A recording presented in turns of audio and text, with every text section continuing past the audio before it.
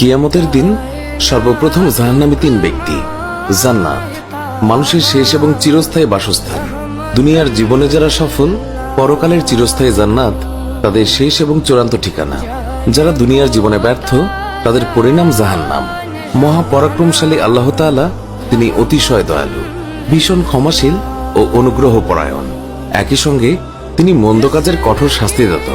কেউ অন্যায় করলে তাকে শাস্তি দেন, তবে যদি গুনাহগার এবং অন্যায়কারী নিজের গুনাহ মাফ করিয়ে নেয় তাহলে ভিন্ন কথা। সাধারণত প্রত্যেকটি মানুষই গুনাহ করে, কেউ বেশি আবার কেউ কম। শয়তানের ধোঁকায় পড়ে মানুষ অনেক সময় আল্লাহ কর্তৃক নিষিদ্ধকৃত কাজ করে ফেলে, কিন্তু একজন মুসলিম গুনাহ করে তওবা করবে, এটাই স্বাভাবিক। আল্লামা ইবনে কাইয়্যিম রাহমাতুল্লাহ আলাইহি বলেছেন, যে গুনাহ করে সে মানুষ, যে গুনাহ করেও তার উপরে অটল অবস্থানে থাকে সে শয়তান, আর যে গুনাহ করে তওবা করে সে হলো মুমিন।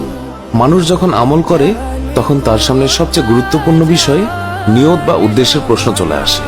সে কি আল্লাহর জন্য ইবাদত করছে নাকি অন্য কোনো উদ্দেশ্য করছে? সেটি ঠিক করার পরেই ইবাদত কবুল হওয়ার ব্যাপারে আশা করা যায়। যদি মানুষ নিজের আমলকে বড় মনে করতে থাকে অথবা লোক দেখানো উদ্দেশ্যে সালাত, যাকাত আদায় করে, জ্ঞান অর্জন কিংবা জিহাদ করে, তাহলে সেটি দয়াময়